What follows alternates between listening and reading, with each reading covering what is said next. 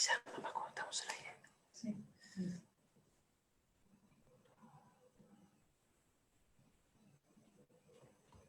Tarde acá.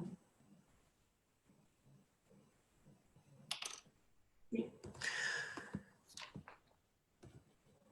Bueno, tengan ustedes unas muy buenas tardes. Bienvenidos a un nuevo webinar de la Sociedad Argentina de Infectología. La cita de hoy muy especial por varios motivos. En primer lugar, por las sillas vacías que tenemos allí en el Ministerio de Salud de la Nación, ocupadas, esperemos, como estamos abordando, por el señor ministro y por la viceministra de Salud. Y en segundo lugar, porque la SADI presenta hoy formalmente en sociedad un estudio muy importante en lo que tiene que ver con el cuidado del personal de la salud. Para hablar bien de esto, los que saben, nuestros queridos compañeros infectólogos, hablamos del presidente de nuestra sociedad, el doctor Omar Sued, y los doctores Gustavo Lopardo y Waldo Belloso. A ustedes tres, muy buenas tardes. En primer lugar, me gustaría que nos cuenten por qué es tan importante el encuentro de hoy para la Sociedad Argentina de Infectología y para la comunidad científica en general. Omar. Gracias, Diego. Gracias, Gustavo y Waldo, por acompañarnos hoy aquí. Hoy es importantísimo poder participar para poder estar, digamos, actualizarse en un tema trascendental como puede ser la posible utilización de medicación como profilaxis para la infección por coronavirus, donde sería, digamos, el mejor lugar para utilizar esta profilaxis justamente en las personas que están a riesgo mayor de adquirirlo. Idealmente, obviamente, esto se puede clasificar, o este tipo de personas a riesgo claramente son el personal que trabaja en instituciones de atención a COVID, en atención directa, ¿sí? El personal de terapia intensiva, el personal de las guardias, el personal de las salas de COVID. ¿Y qué intervenciones podríamos utilizar en estos ámbitos? Y para eso hemos convocado a Gustavo para que comente un poco lo que hay escrito hasta el momento y lo que se está haciendo en el mundo hasta este momento, y a Waldo, que ha sido el motor de un proyecto que estamos lanzando hoy, que se llama COVIPRED, que es justamente la evaluación de una de estas tantas diferentes alternativas en investigación, y es la primera vez que la SADI hace o patrocina un estudio randomizado, doble ciego, justamente para evaluar una intervención. Una intervención que va a ser muy grande, que va a implicar convocar a 1.500 personas, 1.500 voluntarios, y a un montón de médicos que van a participar en reclutar estos voluntarios y seguir estos voluntarios por un periodo de tiempo. Por lo tanto, creemos que es una empresa muy, muy grande y que estamos orgullosos de poder empezar a inaugurar este tipo de intervenciones desde la SADI, porque justamente si demostramos un beneficio, vamos a ser, muchos de nuestros socios van a ser justamente los beneficiados de este tipo de estrategia, ¿no? Entonces, en esta ronda de saludos inicial, le damos la bienvenida a Gustavo y después a Waldo, para que después de eso empecemos con las presentaciones. Después, Gustavo, ¿qué tenés para decir? ¿Cómo les va? Buenas tardes a todos.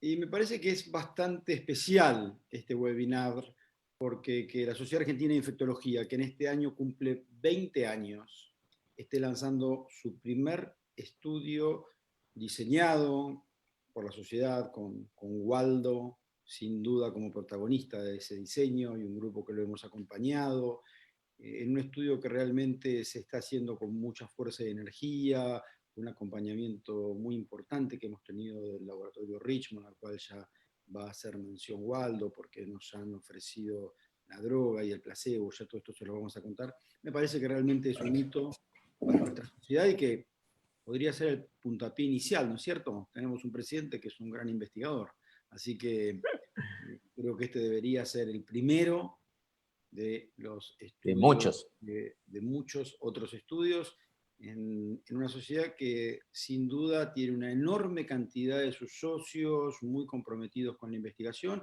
y que estas ideas, que las podemos pensar a distintos lugares, pensar que un lugar puede ser la Sociedad Argentina de Infectología. Que esto ocurra en el contexto de pandemia para potencialmente beneficiar, porque estamos investigando, al personal de la salud, en un momento en que el personal de la salud se encuentra especialmente afectado y en riesgo, me parece que es una situación realmente única, relevante y por supuesto que todos deseamos que esta intervención pueda demostrar eficacia en este estudio que, como van a ver, es un verdadero estudio de investigación porque la evidencia que por el momento sostiene la intervención de profilaxis preexposición en personal de alto riesgo, en este caso seleccionado trabajadores de la salud que se encuentren expuestos, es verdaderamente un desafío y eso es lo que vamos a tratar de demostrar con el COVID-PrEP.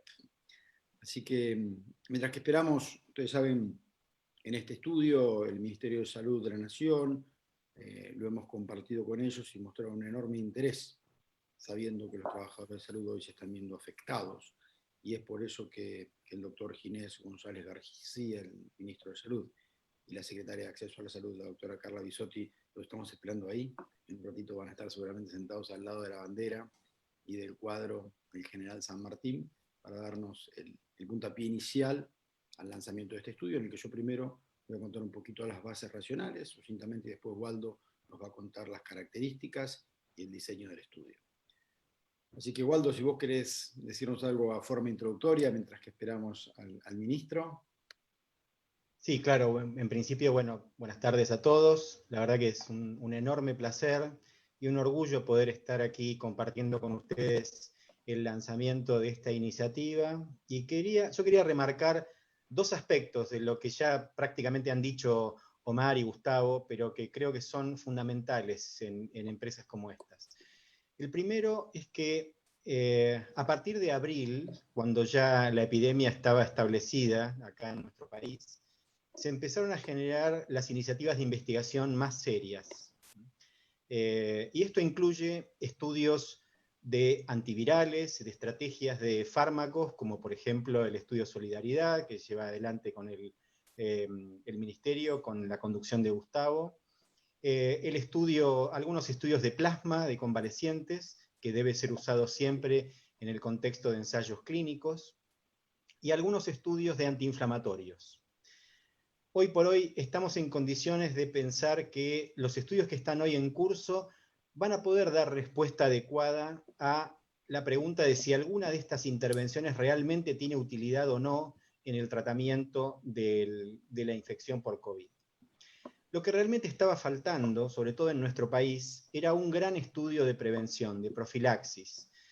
Ya sabemos obviamente que las estrategias más importantes tienen que ver con el uso de las medidas de protección personal y desde luego lo primero que queremos confirmar y remarcar es que este estudio se analiza por sobre el uso de las medidas adecuadas de protección.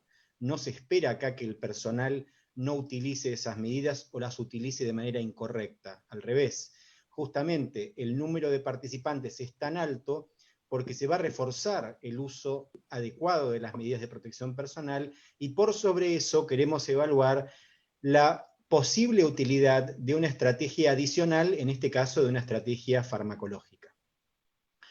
Y el segundo aspecto que quería remarcar, que algo ya comentaron tanto Omar como Gustavo, es la satisfacción que da cómo hay una sinergia y una colaboración desinteresada de muchos actores para llevar adelante una idea cuando consideran que la idea vale la pena. Una de las cosas que estamos viendo en el contexto de esta pandemia es la enorme colaboración y solidaridad entre grupos de investigadores, que pueden ser personal de la salud, médicos, bioquímicos, farmacéuticos, enfermeros, la interacción con empresas privadas, como en este caso, que nos apoyan desinteresadamente, tanto para la provisión de la medicación como para algunos de los tests que se van a utilizar en el contexto del estudio. Y realmente esta colaboración tan valiosa y tan sinérgica a uno lo llena de entusiasmo, porque cree que siempre es importante perseguir buenos objetivos, que dejen de ser utopías para convertirse en realidades. Así que esta es una linda realidad que se está empezando a transitar a partir del día de hoy, y como decía Omar antes, ojalá que este sea el puntapié inicial para que la SADI pueda promover y colaborar con la realización de ensayos clínicos mucho más frecuentemente a partir de ahora, entrando en su adultez. Así Sobre que, todo, bueno, Waldo, estamos... por una cosa que vos mencionabas en un webinar reciente, que muchas veces mucho de lo que hacemos tiene sentido, ¿no? Y está bien y que lo hagamos y tiene sentido. Tenemos más de 1000 personas conectadas, o sea que sabemos que tenemos responsabilidades grandes y sabemos que la gente confía mucho en nosotros también. Pero vos decías en un webinar que me gustó mucho que el sentido común no tiene más categoría que la evidencia científica, ¿no? Y entonces generar evidencia es una de nuestras responsabilidades más grandes también. Y esta generación de evidencia randomizada, doble ciego, es muy importante. Posiblemente, digamos, no sabemos cuál va a ser el resultado, digamos, el grado de duda y de incerteza, y justamente por eso se hacen investigaciones grandes. Pero si el resultado es negativo, es un resultado que nos va a ayudar a comprender mejor, ¿no? Entonces, en base a eso, por ahí, mientras hacemos un poquito de tiempo a recibir a la gente, al señor ministro y a la secretaria de acceso, podemos adelantar un poco algunas de las preguntas que yo tenía para hacerte en función de que esto nació por una propuesta, digamos, en la época en la que en abril todo el mundo tiraba las fichas o apostaba a las fichas de la hidroxicloroquina, ¿no? Y los estudios de hidroxicloroquina, lamentablemente los de tratamiento ya sabemos que no han dado muchos resultados, los de profilaxis post-exposición pareciera que no han sido tan importantes, aunque había una tendencia de dosis-efecto. Y hay un par de estudios de profilaxis pre-exposición también con hidroxicloroquina que están todavía en marcha, ¿no? No sé si querés hacer algún comentario de eso también, porque para los que están conectados que vayan sabiendo que no es hidroxicloroquina el protocolo. No, claramente no. Y bueno, eso respecto de los estudios que están en marcha, lo voy a dejar a Gustavo, que es el que revisó bien toda la evidencia. En unos minutitos lo vamos a revisar, y ahí acabo de recibir un mensaje que sé que ya el ministro está llegando a la sala para darnos la bienvenida y hacer una especie de introducción. Pero déjame, Omar, porque tu pregunta la voy a contestar con slides en unos minutos. Pero Mejor. voy a tocar un punto, ya que tocó Waldo recién, y que fue los estudios relevantes que se están llevando a cabo en Argentina, y uno es solidaridad. Ah, por supuesto. Probablemente la mayoría están al tanto. Solidaridad es un estudio diseñado por la Organización Mundial de la Salud, en el que invita a los ministerios de salud de los países que participan de la OMS, y el Ministerio de Salud de la Argentina lo aceptó, y 10 hospitales de nuestro país están participando. El estudio es un estudio de características adaptativas, es decir, que pueden ir modificándose las ramas en función de las nuevas evidencias que de este u otros estudios vayan surgiendo. Y así empezó con 5 ramas, una que era estándar de cuidado, es decir, ninguna intervención terapéutica distinta que las medidas de oxígeno, etc. Remdesivir, hidroxicloroquina, lopinavir-rito y lopinavir-rito más interferón. Y la evidencia ha hecho caer ya 2 de sus ramas, ya no está más la hidroxicloroquina, también ahora ha desaparecido el lopinavir-rito, y ahora nos queda Remdesivir. Remdesivir llegó a Argentina la semana pasada, el día domingo, en la ciudad de Resistencia, el Hospital Ferrando aleatorizó el primer paciente en Argentina que comenzó a recibir Remdesivir, y ya el resto de los hospitales están recibiendo en esta semana, por un viaje que hubo a Resistencias, que lo recibió primero Chaco que Lamba. Eso es bueno, muy federal. El primer hospital que tuvo no fue un hospital de Lamba, sino un hospital de la ciudad de Resistencia. Pero el estudio está en marcha, y les anticipo que está por sufrir una modificación en su diseño, que va a ser una enmienda. El estudio lo va a evaluar Remdesivir versus interferón, la nueva rama que es Remdesivir más interferón, es decir, una droga antiviral y una droga inmunomoduladora con algo de actividad antiviral, versus el estándar de cuidado. Así que tras esta introducción, Omar, creo que podés darle la bienvenida al señor Ministro de Salud y a la Secretaria de Acceso a la Salud. Allí, en Bueno, efecto, sí, Omar, ahí los vemos, están saludando, manteniendo la distancia social también como corresponde.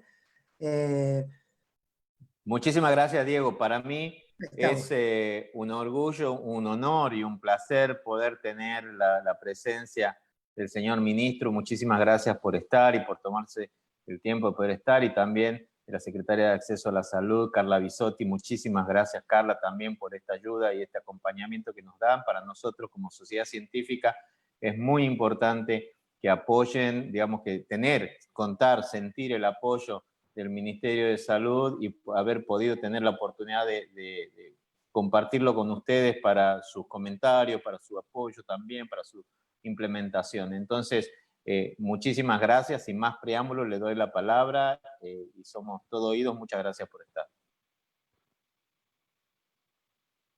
¿A mí me diste la palabra, Omar? Sí, señor. ¿Cómo le va? Te agradezco. No se necesita, usted no necesita que yo le dé la palabra. Usted No, me encantó, pero como no sabía, llegué tarde. Bueno, nada, no, gracias. No, nosotros qué tenemos que decir, agradecer nomás. La sociedad ha sido partícipe desde el primer momento, con mucha pasión, con mucho protagonismo y con mucha acción. Y esta es una nueva muestra más, y además ojalá todas las entidades científicas que tiene la Argentina tuvieran ese espíritu colaborativo, complementario, y trabajando no solo en la investigación, sino en la acción. Para nosotros ha sido un valor extraordinario. Yo siempre digo que si algo rescato de todo lo que venimos transitando, es justamente que estamos aprendiendo a trabajar integradamente, a trabajar juntos, a hacer las cosas de una manera distinta a lo que son tradicionales en la Argentina. Yo honestamente creo que este va a ser un activo muy importante que va a quedar para construir futuro, para modelar futuro, que finalmente es lo único que vamos a poder cambiar. Yo les digo como anticipo que nosotros estamos pensando en aprovechando esta sinergia y esta integración, que no es solo con las sociedades científicas, es con todas las jurisdicciones del Estado, es con el sector privado, en fin, es mucho más amplia, ¿no es cierto? Pero creo que con ese activo nosotros vamos a cometer unas reformas estructurales del sector. Y no, al principio pensaba que era pospandemia, ahora no estoy tan seguro, creo que por ahí vamos a empezar. Como ustedes me vienen dilatando cuando yo les pregunto cuándo se termina. Entonces, la verdad no lo puedo esperar más, perdónenme. No, pero en serio.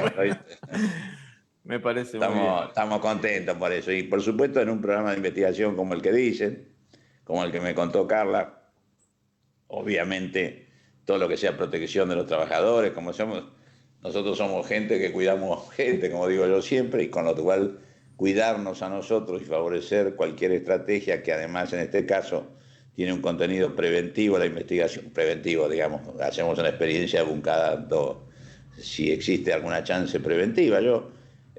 Y saben ustedes que nosotros ya hemos transitado, al principio se acuerdan la vestimenta, pero eso claramente sí por supuesto es necesario, pero no ha sido suficiente, si bien hay algunos resultados que parecería que hemos logrado bajar un poco la tasa de infección de los propios trabajadores. También es cierto que hemos intentado y estamos tratando de hacerlo el Plan Nacional de Cuidado de los Trabajadores y Trabajadoras de la Salud. También creo que eso ha sido un elemento positivo, pero claro, si logramos tener alguna experiencia concreta en la investigación de ustedes, cambian bastante el escenario, ¿no? Cambia bastante el escenario. Así que apoyamos decididamente lo que hagan. Obviamente es un estudio que no es fácil, porque si bien el N que han buscado es importante, también es cierto que hay otras variables que no son tan fáciles de saber cómo se van a comportar. Yo lo entiendo a eso y por supuesto ustedes lo saben igual o mejor que yo. Pero creo que lo que se rescata primero es el espíritu donde una entidad científica se pone al servicio de las prioridades de que están teniendo en ese momento el país. ¿No? La verdad, ustedes me conocen, están en esto hace tiempo, no es frecuente eso, ¿no? A veces un poco hemos discutido desde jóvenes, ¿no? ¿Cómo hacemos para que todo el sistema científico, hasta la propia universidad, cómo se pone con respecto a las prioridades que suele tener el país o las necesidades de la sociedad, ¿no? A veces las prioridades las dan las necesidades del mercado en las investigaciones, ¿no? Y esto es un ejemplo, digo yo, no solo es una experiencia en la cual vamos a apoyar y de la cual la celebramos, sino también es un ejemplo, porque la construcción de este tipo de ejemplos en actitudes también nos va a quedar, me parece a mí, bien importante como para mejorar el futuro. Así que, nada, les digo lo que les estoy diciendo. Gracias, gracias, gracias. Además, un gusto de verlos y, por supuesto, nada, estamos transitando días no fáciles y, por supuesto, importantes para el futuro. Y claramente seguimos contando con ustedes como personas y como entidades para seguir trabajando juntos. Así que agradezco notablemente y reitero, felicito. Y no tengo que decirle que cuenten con nosotros porque nosotros contamos con ustedes y ustedes cuenten con nosotros. Gracias. Gracias, señor ministro. La verdad que para nosotros, nosotros somos nosotros los agradecidos. Cuando hay, como usted decía, las prioridades en investigaciones van cambiando y van cambiando y muy influenciadas también por el contexto. Cuando hay un contexto nacional que acompaña, cuando la visión a largo plazo está muy clara, cuando el compromiso y la responsabilidad del Estado son justamente mejorar el acceso, mejorar la equidad, ahí la visión también y de las prioridades se aclara también. En ese contexto, entonces, Carla, te doy la palabra, porque si hablamos de acceso, la que sabe de esto sos vos.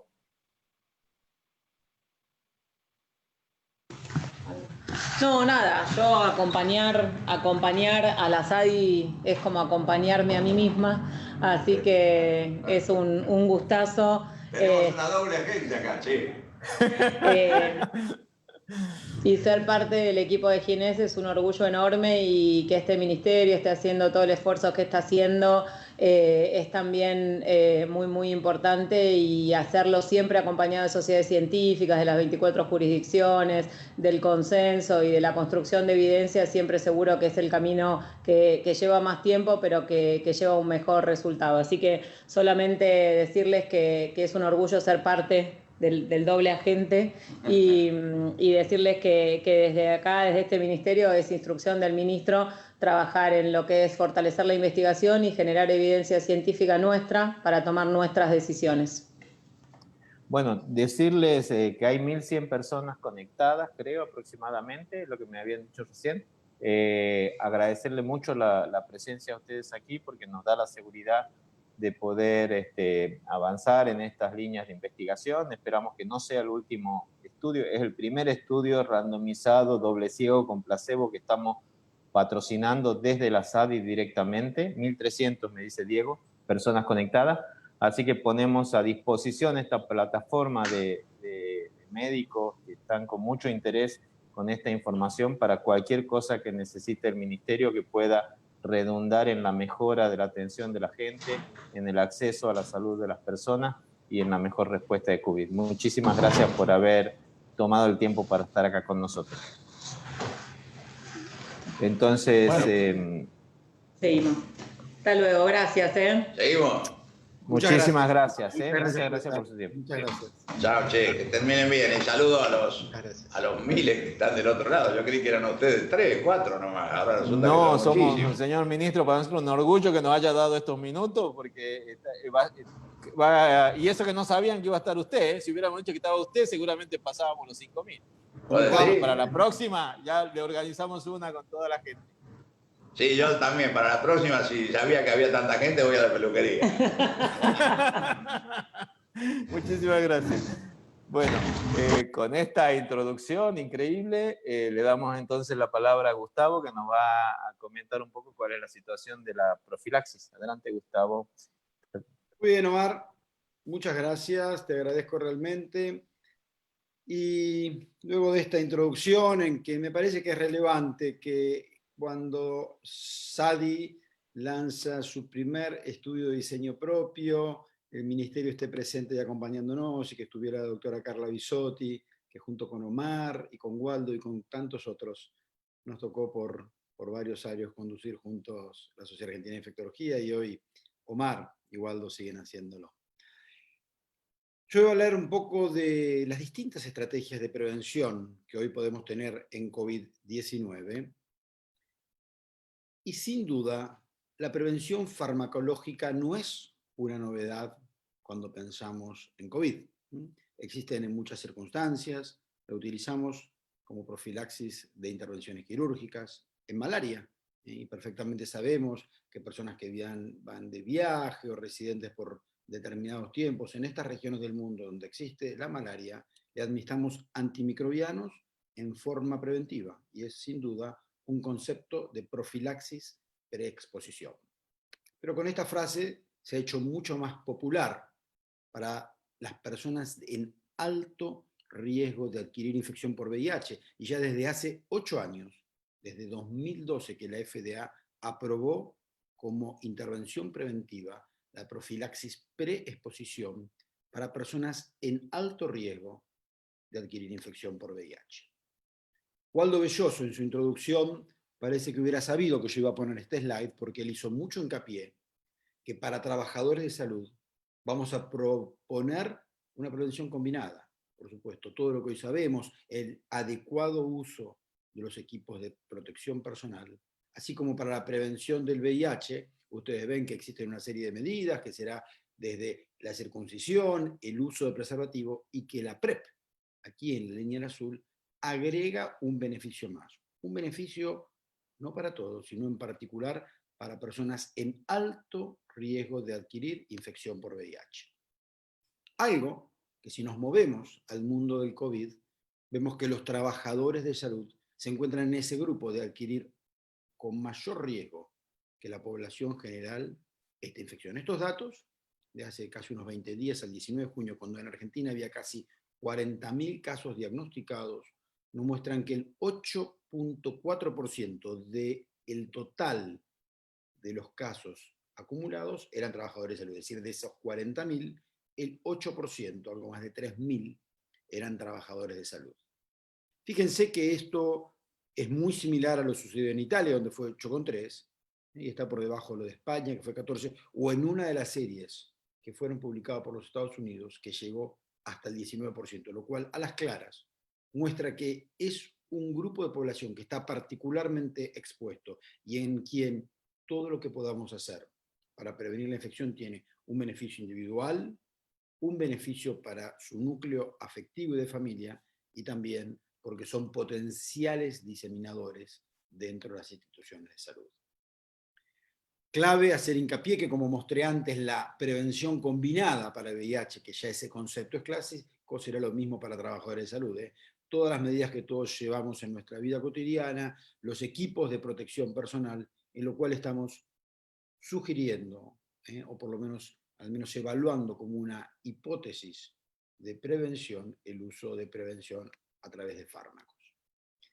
Yo cité la malaria, cité el HIV y ahora COVID, enfermedades que tienen en común no tener una vacuna preventiva, porque en líneas generales, cuando hay una vacuna preventiva, la preferimos a esta, a dar antimicrobianos para la prevención. Pero en COVID todavía no tenemos vacuna, y más allá de que seamos optimistas, y este gráfico de una reciente conferencia de la semana pasada de la OMS que muestra en qué estado están las distintas vacunas, nos muestran que algunas están bastante avanzadas, pero entendamos que lo que está avanzado es la investigación y no necesariamente los resultados. Cuando escuchamos que en tal mes o en tal otro mes probablemente haya algún resultado, todos estamos esperando y somos optimistas en que los resultados sean alentadores, pero todavía no conocemos cuál será la eficacia que esas vacunas puedan demostrar.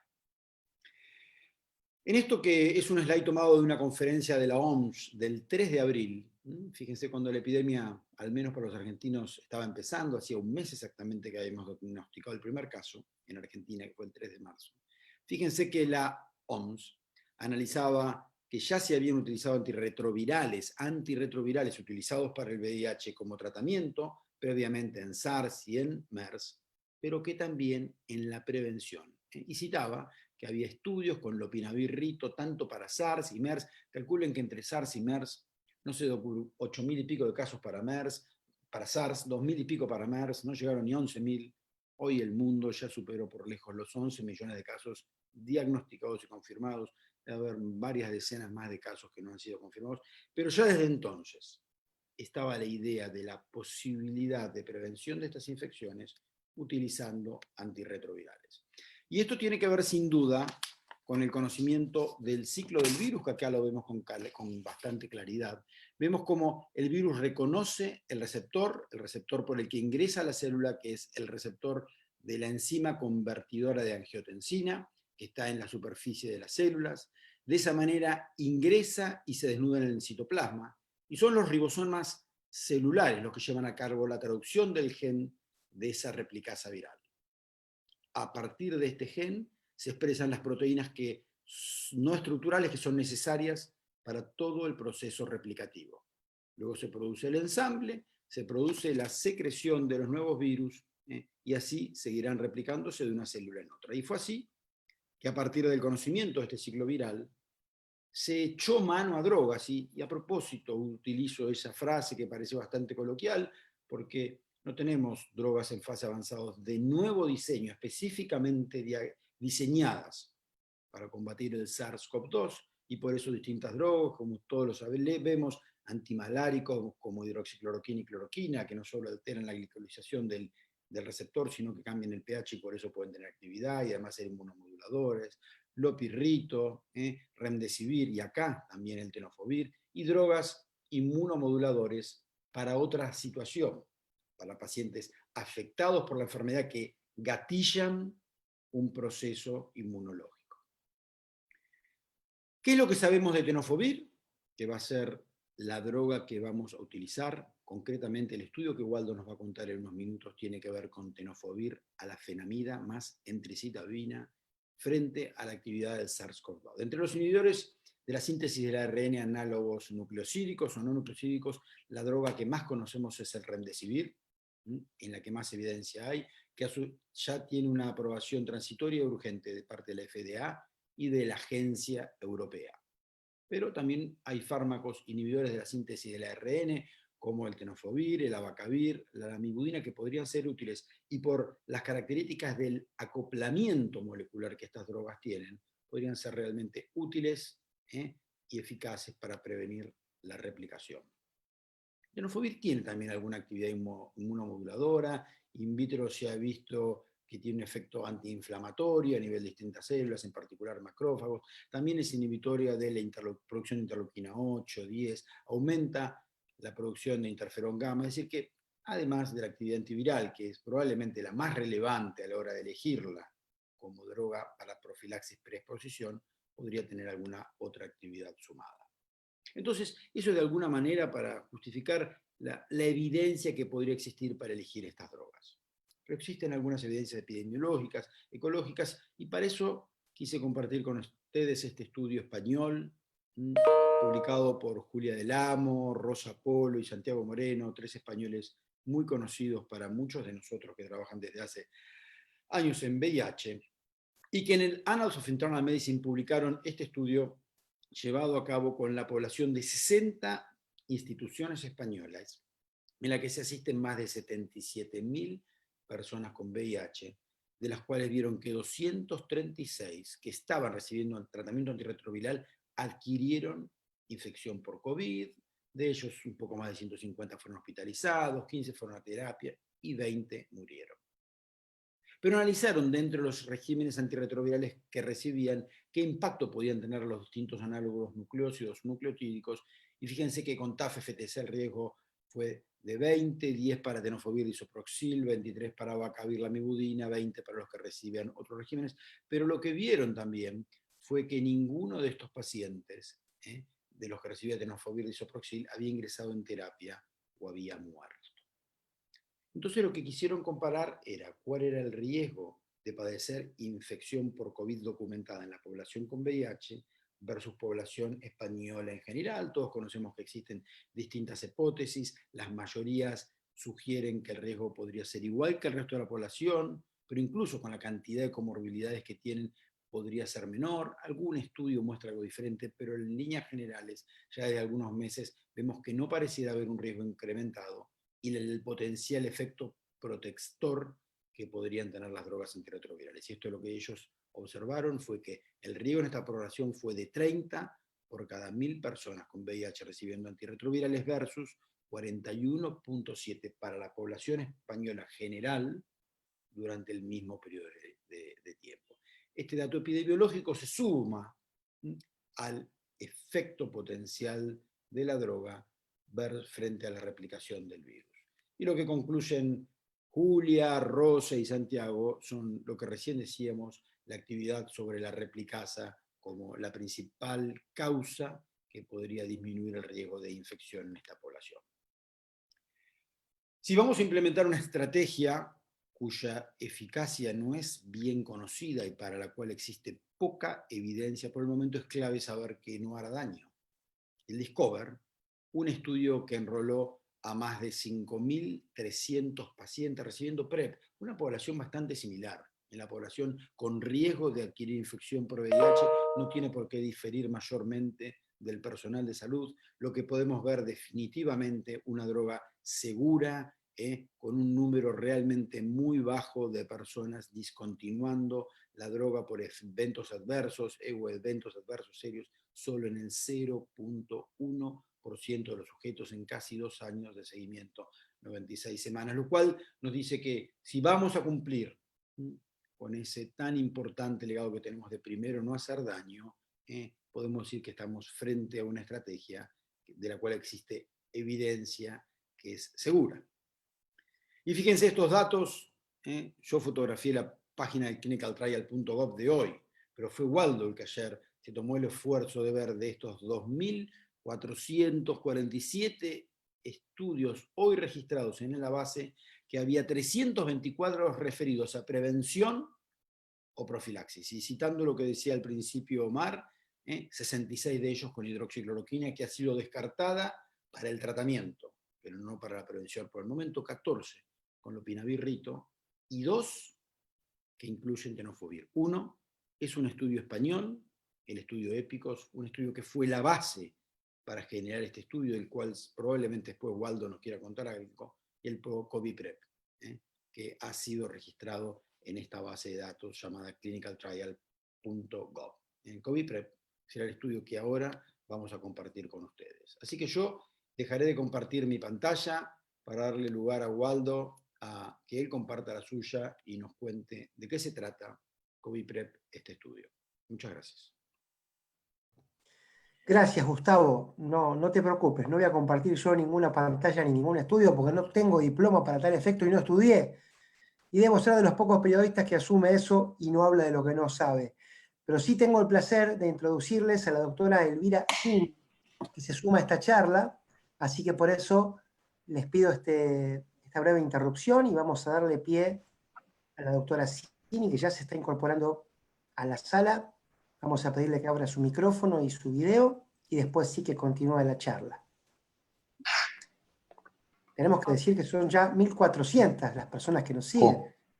Así que estamos también con mucho orgullo. Por eso, doctora Cini, ¿cómo está usted? Los dejo en contacto con el doctor Suel, el doctor Hermoso y el doctor Lopardo. Buenas tardes. Hola, buenas tardes. Bueno, Hola no, Elvira, yo muchísimas gracias. Voy a hablarles muy poquito. Y lo único que tengo que hacer es agradecerles a ustedes la oportunidad que nos dan en nombre del Laboratorio Richmond de colaborar con este estudio. Para nosotros esta colaboración es parte del compromiso que Richmond siempre tiene con la ciencia, con la salud y sobre todo con el acceso a medicamentos, pero particularmente nos conmueve además el poder participar en un estudio que es la protección al personal de salud, que en este momento en particular está dando lo mejor de sí. Y además siempre queremos felicitar a la SADI porque a pesar de que parece que estamos tan lejos del mundo, es una sociedad científica que siempre está a nivel internacional y es pionera en el trabajo que hace y eso nos llena de orgullo. Así que muchas gracias, nada más. Y esperemos que todo salga bien y puedan reclutar rápidamente a todos los voluntarios y aprueben sobre todo todos los comités rápidamente el trial para que arranque lo antes posible porque este es el momento. Gracias Elvira y a través tuyo nuestro agradecimiento al Laboratorio Richmond. Bueno, muchas gracias. Bárbaro, bueno, me sumo a los agradecimientos y vamos entonces, ahora sí, a compartir la pantalla.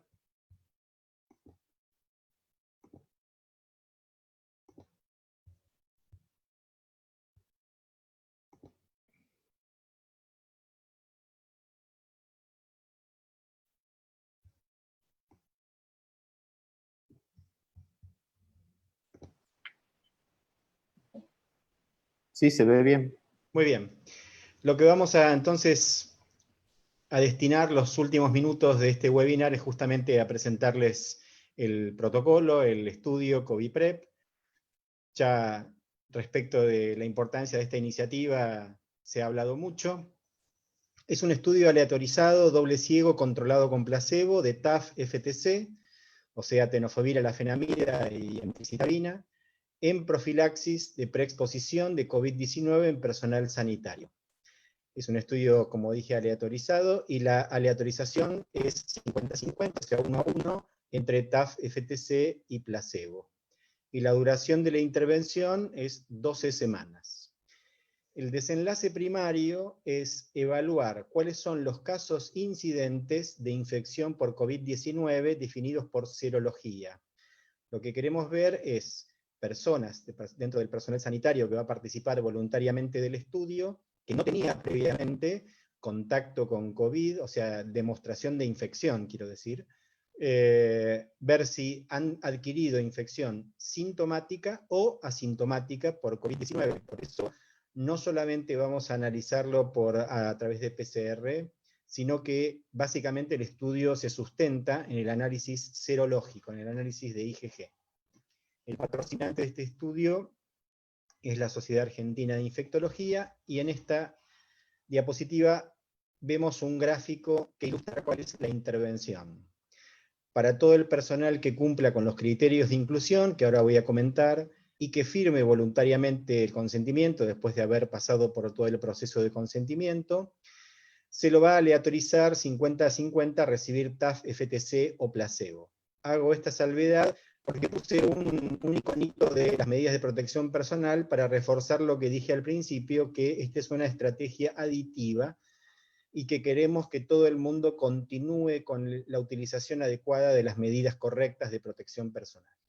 Por otro lado, las imágenes de TAF, FTC y de placebo son iguales porque justamente, gracias a la colaboración del laboratorio,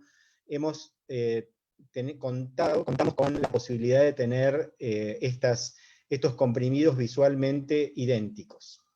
La intervención se hace durante 3 meses y se analiza qué porcentaje de personas, de participantes, tienen la infección o adquieren la infección, como dije antes, sintomática o asintomática a través del análisis de anticuerpos en cada una de las ramas. Lo que se va a comparar es la diferencia entre la adquisición de la infección entre la rama de intervención activa versus la rama de placebo. ¿Quiénes pueden participar del estudio? ¿Cuál es el criterio de inclusión?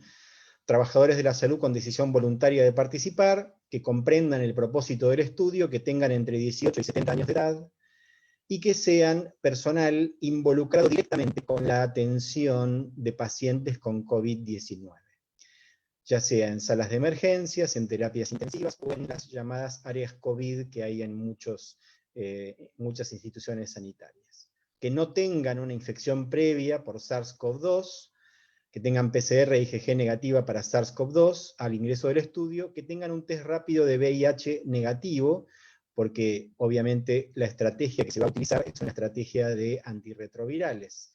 Entonces necesitamos confirmar que haya un VIH negativo al ingreso, y que las mujeres en edad fértil que participen tengan un test de embarazo negativo al inicio. Obviamente tanto hombres como mujeres en edad fértil deben comprometerse a mantener las medidas de contracepción requeridas por los comités de ética.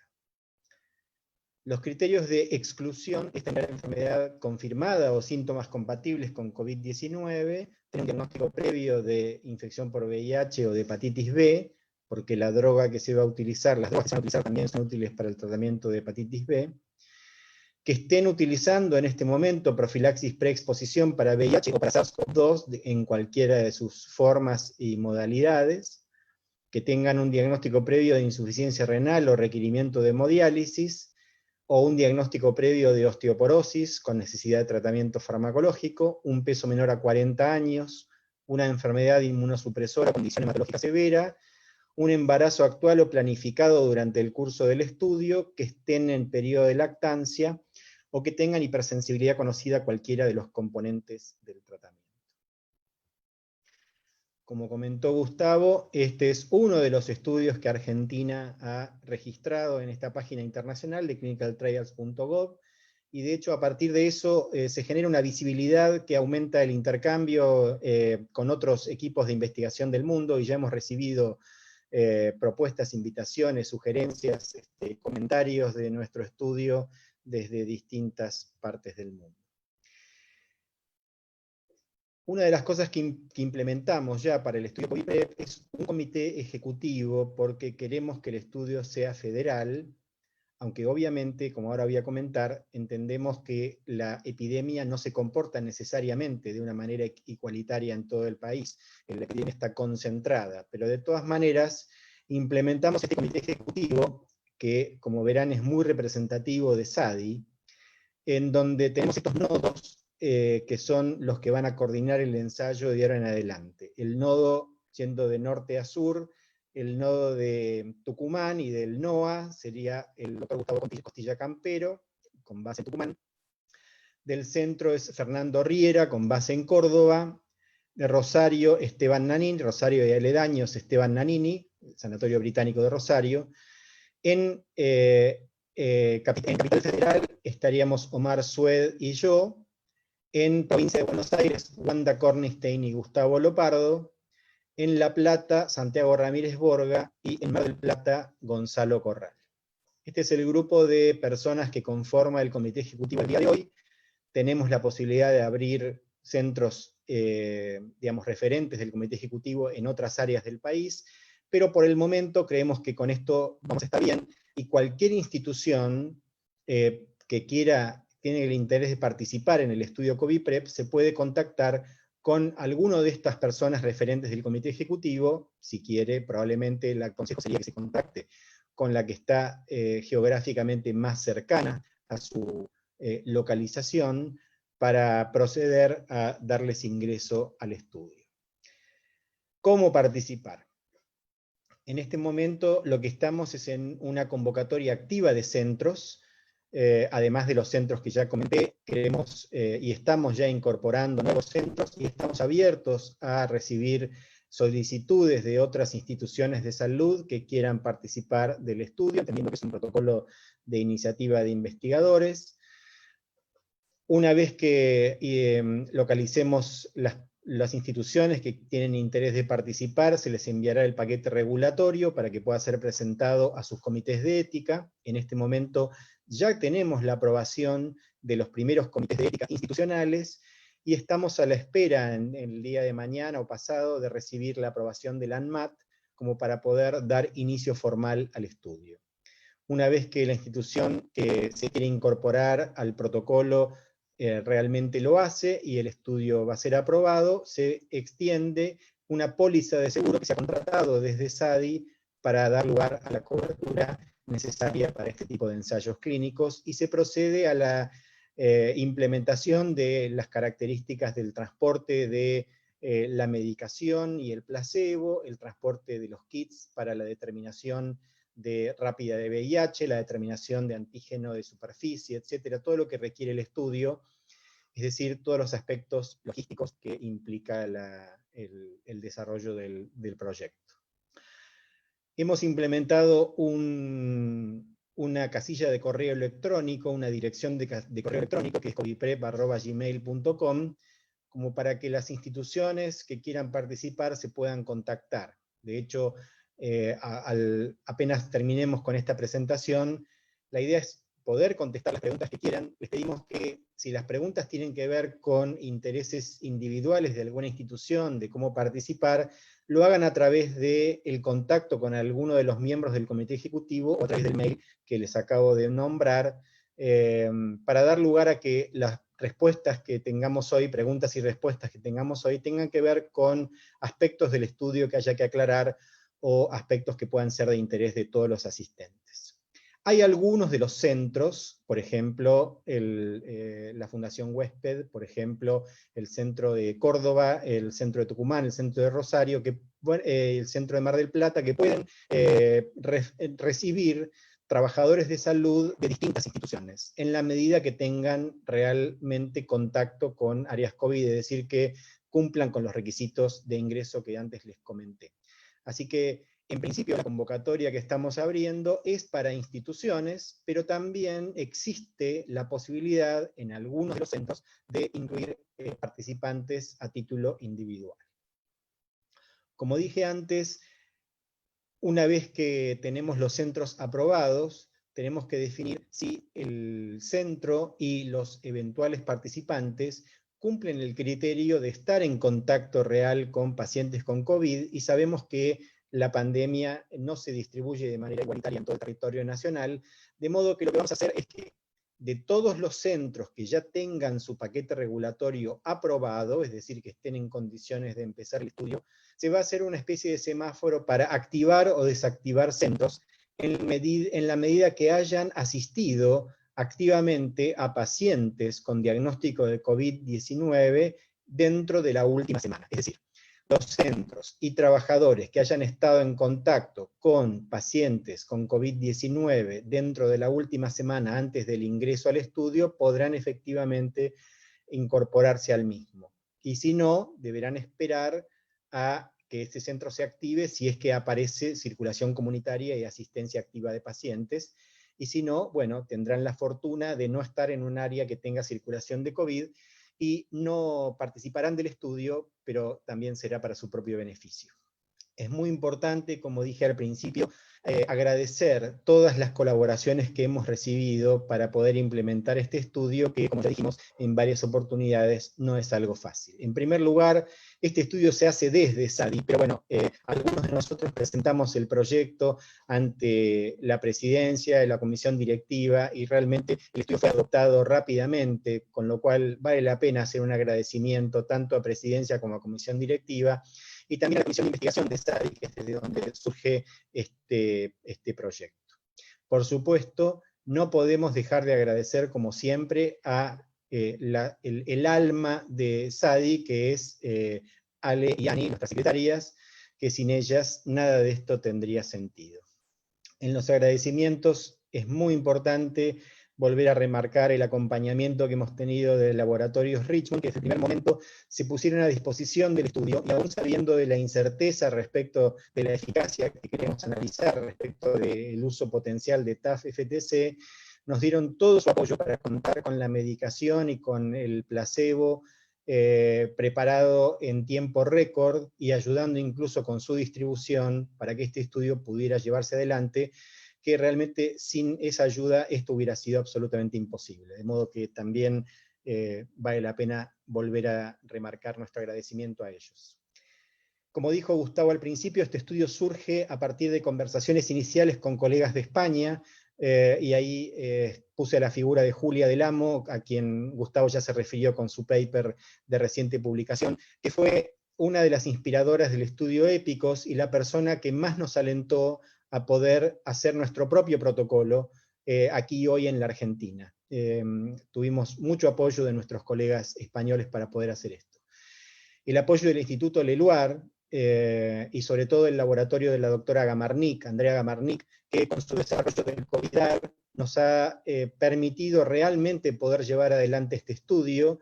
El COVIDAR es un test de IgG, el único aprobado por ANMAT, y realmente en un esfuerzo impresionante el Instituto Leluar está proveyendo de estos test a todas las instituciones que vayan a hacer este y otros estudios, porque realmente hoy por hoy el COVIDAR se ha transformado en un estándar y está siendo requerido para todos los análisis, tanto de investigación como asistenciales, de anticuerpos para COVID-19. El apoyo de la Coordinación de Salud Sexual y Reproductiva de la Ciudad de Buenos Aires, sobre todo de nuestra compañera y amiga, la doctora Adriana Durán, que nos ha ayudado desinteresadamente con la colaboración con test rápidos de VIH, con test de embarazo, etc. Y realmente es otra de las áreas de las cuales hemos tenido respuesta rápida y muy favorable.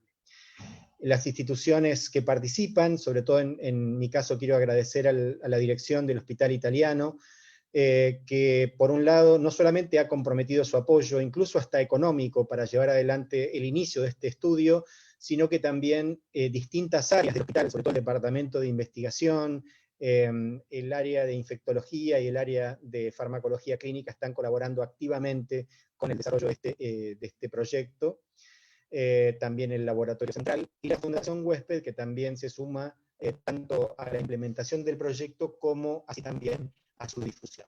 Vuelvo entonces a cerrar con el mail del estudio para volver a convocarlos para formar parte de esta gran iniciativa que arranca en este momento, y con eso les doy las gracias, dejo de compartir la pantalla y quedo a disposición por si hay alguna pregunta que podamos responder. Hola, muchísimas gracias entonces, Waldo, por la concisa presentación, muy completa. Gracias a todos los que nos están ayudando en este protocolo. Como decías, es un protocolo que no tiene financiamiento, así que obviamente lo estamos haciendo con mucho pulmón y le vamos a pedir a los investigadores que participen también que nos ayuden desde ese punto de vista, con mucho pulmón en cada centro, porque es importante enrolar estos 1.500 participantes justamente para poder llegar rápido a esta conclusión, ¿no? A confirmar si esta estrategia puede ser efectiva o no. Recordemos que es un estudio bastante pragmático, tiene pocas determinaciones, es fácil de hacer, es una visita, digamos, los laboratorios iniciales son muy pocos, los requeridos, los laboratorios de seguridad, es una droga que es segura y que el perfil se conoce bastante, entonces salvo las cuestiones regulatorias como el test de embarazo en forma mensual, el análisis de hepatitis B basal, hay muy pocos otros. Así que le paso la palabra a Waldo, si nos podés comentar la complejidad en el día a día, digamos, para que los que tienen ganas de mandar el mail para que su institución sobre todo estamos buscando instituciones grandes o instituciones que puedan recibir, ya sea hospitales públicos, por ejemplo, que puedan recibir pacientes de otros sectores y que no sea complejo para esos trabajadores de salud entrar, digamos, en ese sistema para poder enrolar muchos pacientes, porque es importante tener pocos hospitales con muchos participantes y no, digamos, porque para nosotros como primera experiencia va a ser difícil manejar más de 20 o 30 centros, ¿no? Entonces, Waldo, ¿qué tal es la complejidad en el seguimiento y en los laboratorios basales y de seguimiento de estos pacientes, de estos participantes? Sí, ese punto es muy importante, Omar, y como vos dijiste, la idea siempre fue mantener la implementación del estudio lo más fácil que sea posible. Este es un estudio intensivo, es decir, que esperamos incorporar mucha gente en breve lapso, y la duración del estudio también es muy breve, porque acuérdense que la intervención dura nada más que 12 semanas. Así que todo esto es un esfuerzo que tiene que ser concomitante en muchas instituciones, a donde queremos que se incorpore mucha gente, y el seguimiento tiene que ser lo más sencillo posible. El seguimiento, como dijo Mar, es solamente con análisis de laboratorio al momento del ingreso, que son más que nada exigencias de seguridad y regulatorias, y después se hace un seguimiento a través de un diario que los participantes completan desde su propio celular o computadora, lo más fácil que sea posible, y tienen que retirar la medicación una vez por mes dentro de los 3 meses que dura el estudio. Así que en cuanto a visitas programadas por el estudio, nada más que la visita de ingreso y la visita de cierre, y después en el medio las visitas para retirar la medicación y nada más. De modo que el estudio está pensado como para que sea lo más sencillo que se pueda. Recordemos que el estudio también brinda la posibilidad a la institución de poner a punto la técnica de COVID y de IgG, y le va a brindar los reactivos para los participantes de este estudio, ¿es así?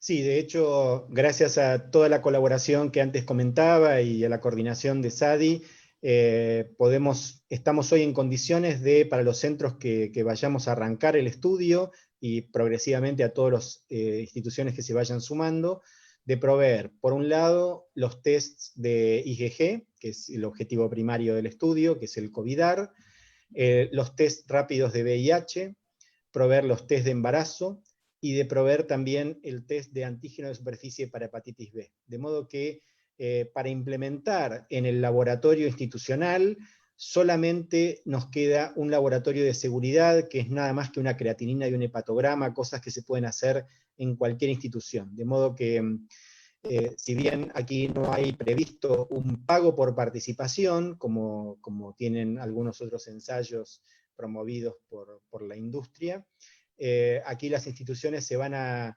favorecer, no solamente por incorporar su propio personal que puede tener esta instancia adicional de protección, sino también por recibir este tipo de test y técnicas que pueden ayudar en su implementación y su desarrollo diario. Y yo voy a largar una así que muy informal, por supuesto, y de paso va a estar 3 meses protegido de VIH, pues sabemos que la PrEP, el TAF, es una estrategia comprobada de protección, ¿no? Entonces vamos a mantener una protección adicional. Dieguito, no sé si no puedo ver las preguntas.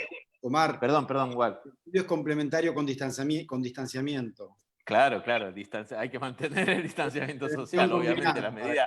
Prevención combinada. Prevención combinada, no olvidemos eso.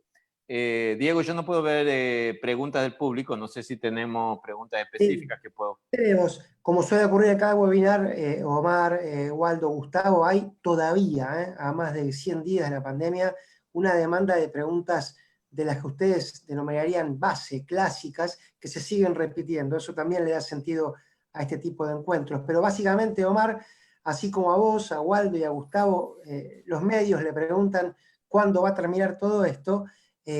Aquí también la gente nos está preguntando, bueno, ¿estos estudios tienen alguna fecha de certeza? Digamos, ¿hay algún plazo que ustedes como científicos puedan decir, bueno, ¿está ya el resultado? Waldo. Bueno, sí, como dije antes, y como decía Omar antes, la idea es aprovechar este momento de pico pandémico para incorporar la mayor parte de los trabajadores, y este es un estudio que se va a analizar muy rápido, esperamos tener resultados de acá a 6 meses como máximo. Así que sí, la idea es aprovechar este momento, este es el momento para implementar el estudio, por eso estábamos muy ansiosos de poder hacer este webinar y poder hacer este lanzamiento, porque este es el momento para hacerlo. Ojalá la situación de la epidemia cambie y ojalá este tipo de estudios resulte innecesario, no sea necesario en poco tiempo. Claro. Eso es lo que nos gustaría a todos. Pero bueno, mientras tanto, una de las mejores cosas que podemos hacer es generar este tipo de evidencia. Y algo más que el tiempo, el estudio está planeado para 12 semanas, pero sabemos que no va a ser que el primer día del estudio se van a incorporar los 1.400 sujetos. Va a depender de la colaboración. De la capacidad de reclutar rápidamente que tengamos. Entonces, en 4 o 5 meses esperemos terminarlo. El compromiso entre todos. Si nosotros no alcanzamos la N esperada, bueno, no vamos a poder sacar las conclusiones deseadas y creo que hay que aprovechar la posibilidad de participar en este estudio. Una cosa que no mencionamos y que hay que agradecer, además de agradecer al Ministerio por la revisión del proyecto, es agradecer también a la ADMAT por la rapidez con la que evaluó el proyecto, ¿no? Ha tenido yo diría casi una revisión rapidísima, acelerada, y estamos esperando la resolución muy, muy pronto, ¿no? Y eso es crítico en estas épocas de pandemia en que la cosa es tan dinámica.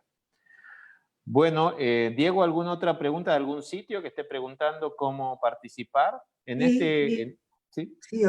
Mira, te adelantaste, Omar, las preguntas tienen que ver con, si se quiere, el aspecto más burocrático. A ver, el formulario de instrucciones. Ya escuchamos, si como bien decía Gustavo, logramos el número N de participantes, pero ¿qué tienen que hacer de la práctica? Bueno, básicamente en la práctica, como decía Waldo anteriormente, en el país hay regiones que van a estar coordinadas por diferentes grupos, ¿no? O cabeceras, y en ese sentido ya Waldo había mencionado el noroeste, Rosario, Mar del Plata, provincia de Buenos Aires y capital. Si hay gente que está por fuera de esos sectores y tiene mucho interés en participar, lo que tiene que averiguar es cuánta cantidad tiene de personal de salud potencialmente enrolable, si tiene o no tiene comité de ética, si tiene o no tiene experiencia en investigación, para que podamos acá evaluar la factibilidad.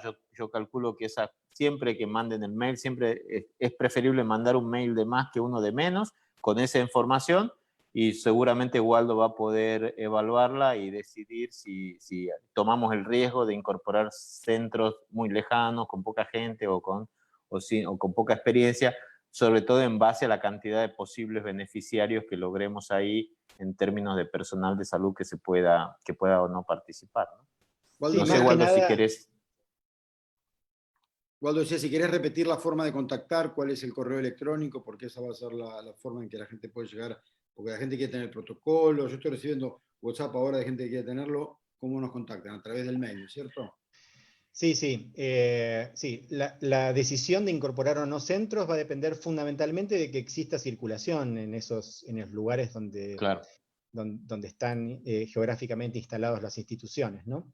Y el modo de contacto, el primario, yo les diría que es el mail que abrimos del protocolo, que es coviprep@gmail.com, pero también se pueden contactar con cualquiera de las personas que les comenté, que forman parte del comité ejecutivo, que decía Omar antes, de todas las áreas que ya comentó, también Córdoba creo que me olvidé de Córdoba, sí, perdón. pero bueno, a cualquiera de los miembros del comité se pueden contactar como para agilizar o analizar. Recordemos, Gustavo Costilla Campero, Esteban Nannini, Fernando Riera, Wanda Cornstein, Gustavo Lopardo, Omar Sued,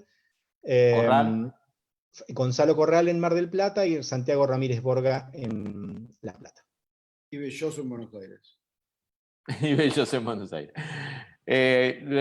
Recordarle a los socios que hemos puesto en la página web de la SADI, en la parte de novedades, una lista de todas las investigaciones que hay en COVID en este momento. Hay 2 links, el link al RENIS, el link al ANMAT, para que puedan buscar, digamos, y a las investigaciones de la Ciudad de Buenos Aires, para que vean qué otros estudios hay para participar o para enviar pacientes que tengan, digamos, que estén buscando un estudio en alguna situación en particular.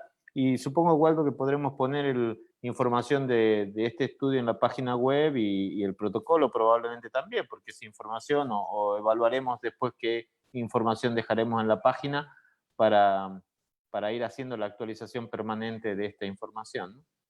Sí, desde ya. Podemos poner la información de esto en la página y un resumen ejecutivo del estudio, como para que eso esté al tanto. Bueno, si no hay muchas más preguntas, Diego, no sé, vos tenés la última palabra. Les agradezco muchísimo. Te agradezco mucho, Waldo, por todo el esfuerzo que has hecho, realmente faraónico y titánico y quijotesco en algunos momentos, pero salió increíble, ¿no? Y a Gustavo también por el apoyo constante y sobre todo por haber logrado también el apoyo del Ministerio de Salud. Diego, ¿alguna otra palabra? No, la última palabra, Omar, la última palabra es siempre la primera palabra, que es gracias. Así empezamos y terminamos todos los encuentros. Recordarles a la comunidad en general, porque esto que les decía, en nuestro rol social, como sociedad científica, seguimos recibiendo un montón de preguntas de la comunidad, pero un montón. Y eso habla de lo mucho que tenemos por delante también, atendiendo ese sector de la sociedad.